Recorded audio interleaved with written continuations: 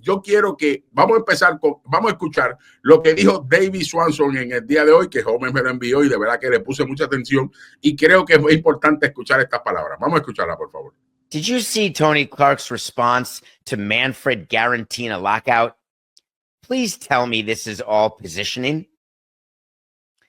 Well, I would like to answer your question. And what you're referring to is something we talked about yesterday. So thank you for listening to the show yesterday, where I do believe we talked about this yesterday, Coca, where the commissioner, Rob Manfred, talked about an off-season lockout.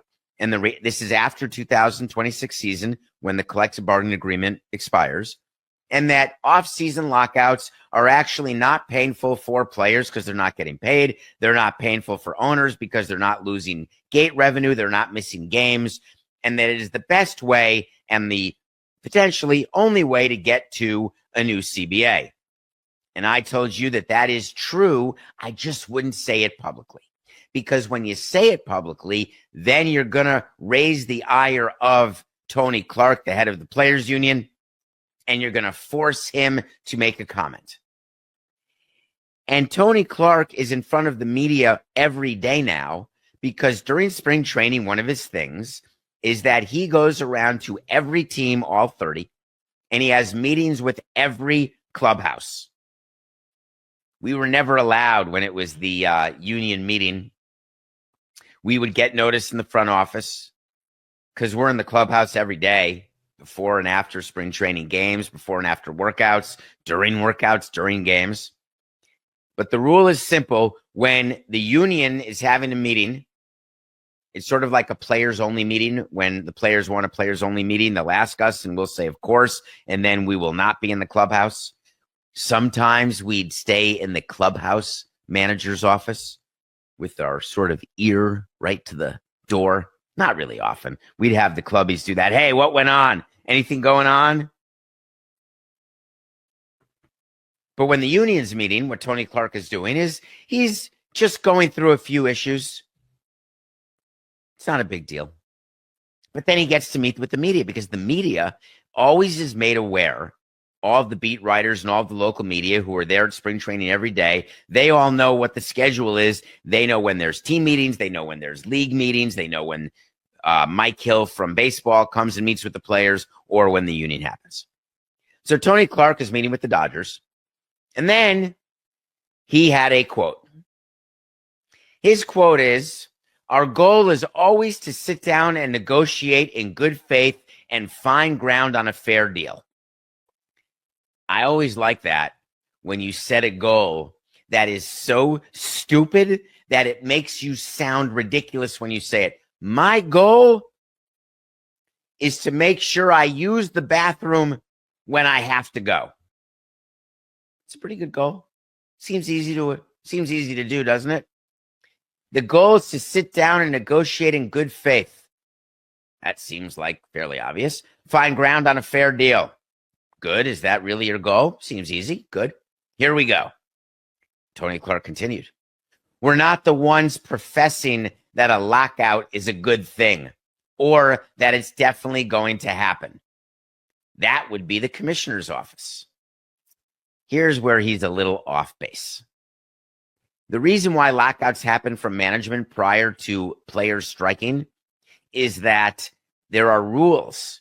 NLRB, National Labor Relations Board, however it's constituted, there are certain reasons why management institutes a lockout versus waiting for the players to call a strike. The words good faith are not used by accident by Tony Clark. Negotiating good faith. He said, we're prepared to have a conversation. We're always prepared to be at the bargaining table in good faith. Two good faiths in one quote, because that's the law. Both sides have to bargain and negotiate in good faith in a collective bargaining negotiation. And should there be any legal action from one side against the other, or NLRB intervention or court intervention, good faith becomes the threshold. Did you sit down and bargain in good faith? Bueno, ahí ustedes escucharon al caballete David Mason, le damos gracias. Yo me deleito todos los días, Carlos, escuchando a este señor, porque, no, como te lo he dicho, además de aprender de béisbol, porque el señor fue presidente de un equipo y conoce los intríngulis de todo el béisbol, pero además es un curso de inglés para mí. Todos los días estoy viendo las palabras, viendo el caption. Y bueno, eso ha sido una rutina que yo tengo cada vez que puedo, sobre todo de los temas que me interesen, porque él también habla un poco sobre las recomendaciones de las películas y habla sobre el fútbol y eso, pero lo que es béisbol, trato de seguirlo lo más rigurosamente posible. Dame explicarle a la gente lo que está pasando aquí. Ayer creo que habló Manfred sobre lo que pudiera estar pasando. Entiende que pudiera ser que viene el collecting, ¿cómo se dice la palabra? Dios mío. Viene el convenio colectivo.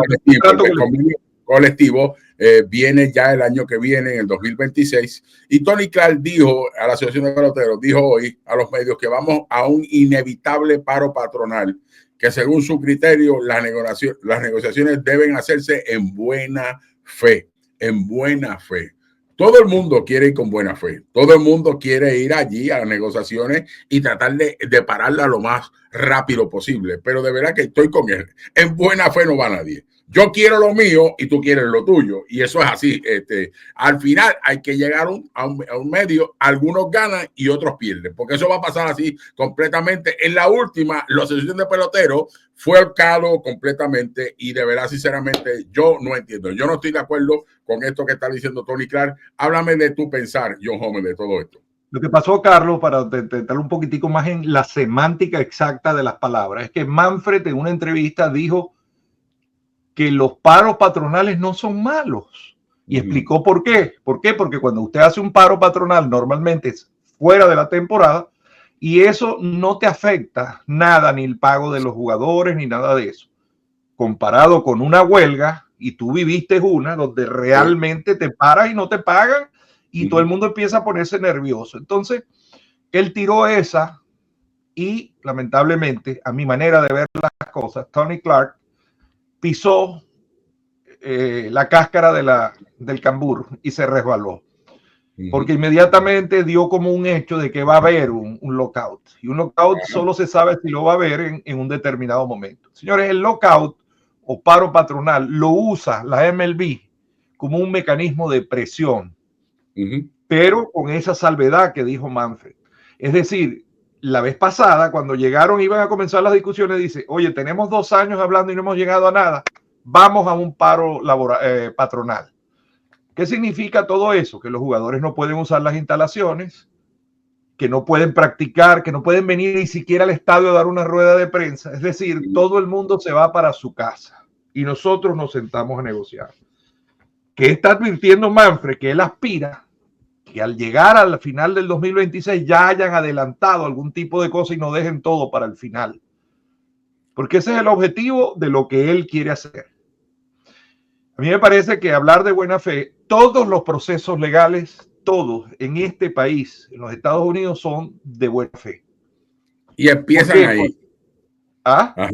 Empiezan de buena fe, pero no terminan con buena fe. Eso siempre. Pero es que buena fe significa, Carlos, en este caso, de que nos vamos a sentar y vamos a llegar a un acuerdo. Si una de las partes dice, ¿sabes qué? A mí no me interesa el acuerdo y yo me voy, eso es mala fe. Porque el objetivo es un acuerdo de convenio colectivo y un convenio es entre ambas partes.